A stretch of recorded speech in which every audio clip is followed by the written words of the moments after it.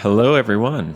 Good to see you. Good to hear from you. Today we're going to do something a little bit different. It's just me on the pod, and I'm just going to talk about some startup ideas I have right now, some things I'm thinking about. I'm recording live from Mexico City. I got my coffee with me, and the creative juices are flowing, so I figured I'd just hit record and tell you how I'm feeling about things. Yesterday, James Clear, the New York Times bestselling author, came out with an app called the Atoms app. And for those of you who don't know, James is a New York Times, well, he's a New York Times bestselling author, but he's the guy for habits. If you want to get better at habits, you go to James. And he's got one of the best-selling business books of all time. So he created a really beautiful app that basically drives that ritual of getting better at your habits, and it's just taken off. It's just looking at the App Store. It's ahead of Spotify. It's ahead of HBO. It's ahead of Netflix. I think what we're seeing is this is a part of a bigger opportunity around creators and creating software products. In the past, if you were a creator, what you would do would be you'd go the Mr. Beast approach. So Mr. Beast created a big audience, and then he created Mr. Beast Burgers, which was the ghost kitchen selling hamburgers. He created Mr. Feastables, which is a chocolate bar company. With creating physical products, you have just a lot more headaches. Supply chain, merchandising, distribution, distributors.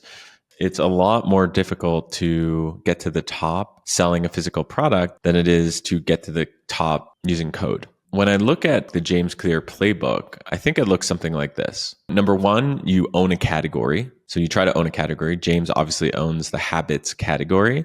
Number two, you build an internet audience. James has spent a lot of time, years, building his 321 newsletter. Even if you go on his Instagram, which he has a lot of followers, I think in the millions, it's all about driving people back to the newsletter. So he spent years building his newsletter. Then you earn credibility. Number three, obviously he's a New York Times bestselling author. There's other ways to gain credibility, but I think having credibility when you're launching a software product is critical. The fourth is you build beautiful software for product market fit. The Habits app isn't just an app. It's beautiful. And I think they did a really good job. And from what I've heard from their community, it's absolutely stunning, and they love it. They're really enjoying it. So number five, you pick another habit. So you don't just build this app for one particular use case. No, the big idea is actually you pick another habit or you pick another ritual and you create another app or multiple apps. So I could easily see James creating a sobriety app, a fasting app. What are all the different habits that are most popular? And then he can basically unbundle his own app and create these verticals. And then I can imagine him charging a monthly for it or one-time fees for it. And number six, you essentially build a Constellation Software or a Berkshire Hathaway, but for your word. Constellation Software, for those of you who don't know, Canadian company that basically has been buying vertical SaaS apps for, I think, over 25 years.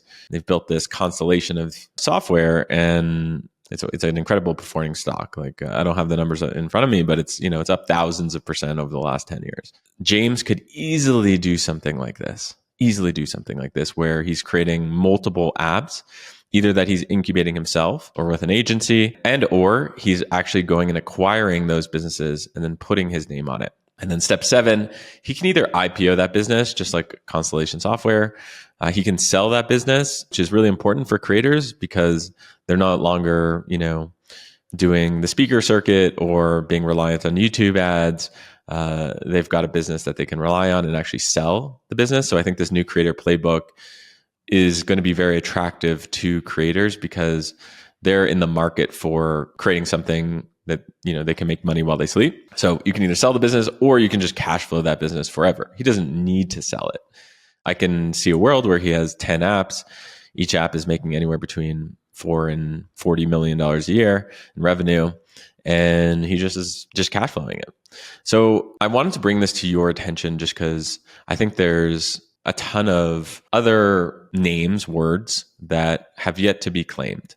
And I'm thinking about this a lot. And I'm also thinking about it in the context of, we have an agency called LCA, which is an innovation agency that partners with companies like this. And we actually go and create products like this. So I think that there's probably hundreds, if not 1,000 plus different opportunities where you can do this. And I think you're just going to start to see a lot of creators go the software route over traditionally what they've been going for, which is the CPG route. So that's idea number one, something to think about, something for you to think about and think and just brainstorm what are different words that there's opportunities.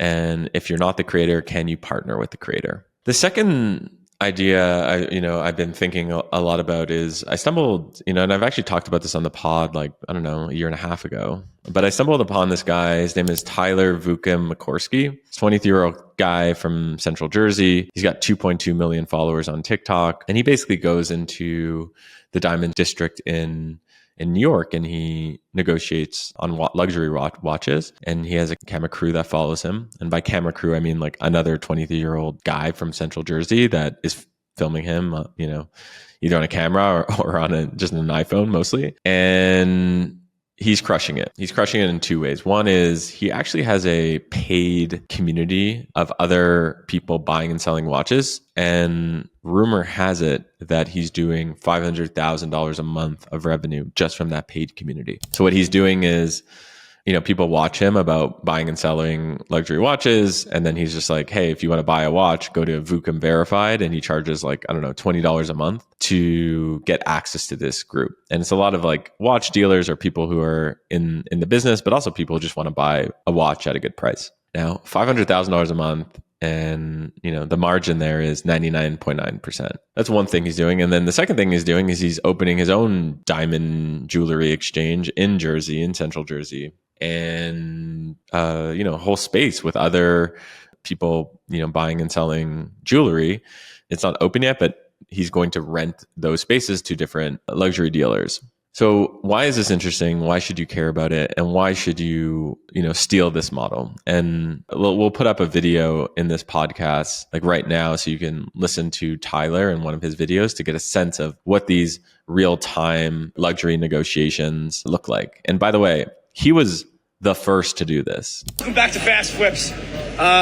Yasha has a blue Sky Dweller on a Jubilee bracelet that I really need. I'm going to sell it for $24,700. I got to go pick it up from Jasmine and Melanie. Hopefully I can pay like $23 and make myself $1,700. How are you? Hi, How are you? The price was $23,800. Okay. Beautiful, beautiful timepiece. What are you whispering? What are you whispering? 23.4. 23,800. I need it. Give me it. Thank you. What? 23,800. I just said yeah. Of course. Just bought this fucking thing for $23,800. Tony needs it. About to go drop it off with him now. Hopefully it pays my asking price of $25,000. There's gonna be a fucking issue. There he is. Show Tony. What's up? How are you guys doing? Everything good? Here's the watch. Just give me 25 too. It's fine. 25 people. You said like 24.5-ish. No, I didn't say any price. I just told you I'll get it. This guy's a genie.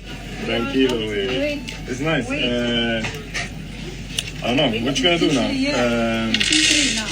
I have to go. Do you have my chain though? Yeah, I got your chain's coming right now. Listen, let's make it very easy. 24.8. That's it. It's finished. Done. You, not 24.9. Done. Not you, not me. Okay. Yeah. Cheers. Thank you. Okay. Pay you wire, and I'm gonna get you the chain is coming in like 5 minutes. All right. Anyway, 24,900 minus 23,800. Thank you. Water. Thank you. Made $1,100 on that.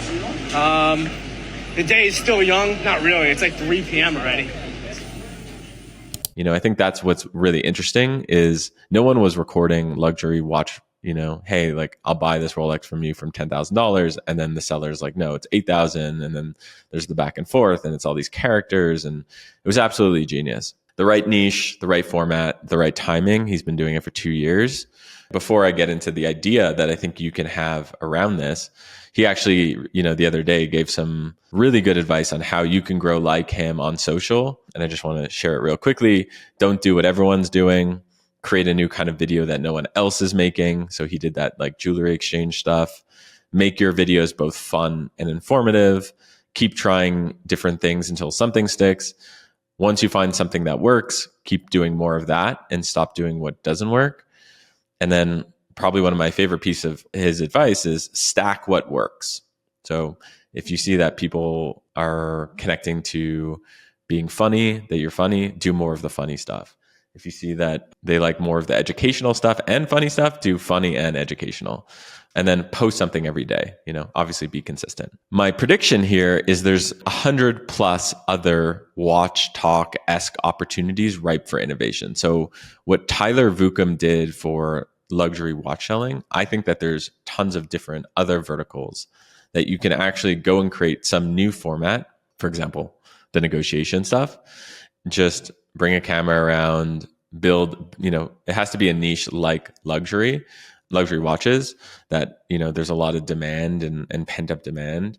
But I think that, there's a huge opportunity to basically take his playbook of finding the right niche, finding the right format, finding the right timing, of course, and then building something, starting with an audience, and then thinking as the product to be either a marketplace or thinking about the product to be a paid community, because that way the margins are just so ridiculous. And you can actually take some of that profit, like what he's doing, he's making $500,000 a month and he's reinvesting that into things like real estate, the physical marketplace. And I just see this as another trend that is only beginning. And I think there's I did some preliminary research and there is literally 100 plus different opportunities like this. And maybe I'll talk more about some of these opportunities in future videos and on the pod. But I just wanted to get you thinking about this huge opportunity and just his playbook and how it sounds like so simple, but there really is, again, so many other areas you can do this for. The last idea I wanted to talk about today is I've been watching the YouTuber Coffeezilla recently. He's got, a few million YouTube subscribers. And what he does is he's basically like an investigative journalist. He goes in front of his camera. He has his coffee and you always see it steaming up. You like the steam from the coffee. And that's kind of like his shtick. And he goes and he finds people who are essentially scamming other people and he ousts them. And he does really good investigative journalist. So for example, he did something on, I think, Logan Paul around, he had like a crypto thing that, they never delivered on the project and he goes deep on it. Or Grant Cardone, he talks about why Grant Cardone scams people and stuff like that, or misleads people. Now, here's my idea. I think that there's a Coffeezilla opportunity, but for tech. What I mean by that is there's a lot of action in the tech space, new apps coming out every day, AI startups, venture capital, all this stuff. And there used to be Gawker Media, which actually covered a lot of the gossip part of technology. But I think that there's an opportunity to do something like a Coffeezilla for tech, where he goes or she goes or they go, person goes and investigates, hey, this person says that they're doing 8 million ARR. Are they really doing 8 million ARR? Or this person just raised $100 million, but in actual fact, they raised it 3 years ago, but only announced it today. I just think that the tech category, because it's become so big, there's hundreds of thousands, no, millions of people working in tech. There's enough of people interested in the investigative journalism / a little bit gossipy part that I think that there's a huge opportunity to begin by building an internet audience there, probably YouTube to start. There are versions of this that happen, like there's VC Brags on Twitter. That's kind of like a jokey Twitter account that there's like a little gossipy stuff. But I'm talking about like a non-anonymous, real journalist going deep on these topics and building a real media company around it. So those are my 3 things, ideas, startup ideas, niches I'm thinking about right now. And I want to share it with you on the Where It Happens pod, because this is where we talk about these ideas. It's really the only place where you can come and I only want to talk about ideas on this podcast. And I only want to talk about ideas because I think that it'll get your creative juices flowing.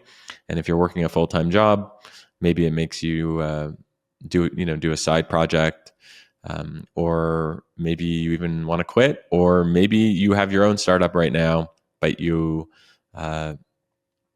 just looking to take it to the next level. So thank you for tuning in. This has been fun. And subscribe to the YouTube. Least you can do if you enjoyed this, and comment something, because I read every comment. And share this pod if you enjoyed it.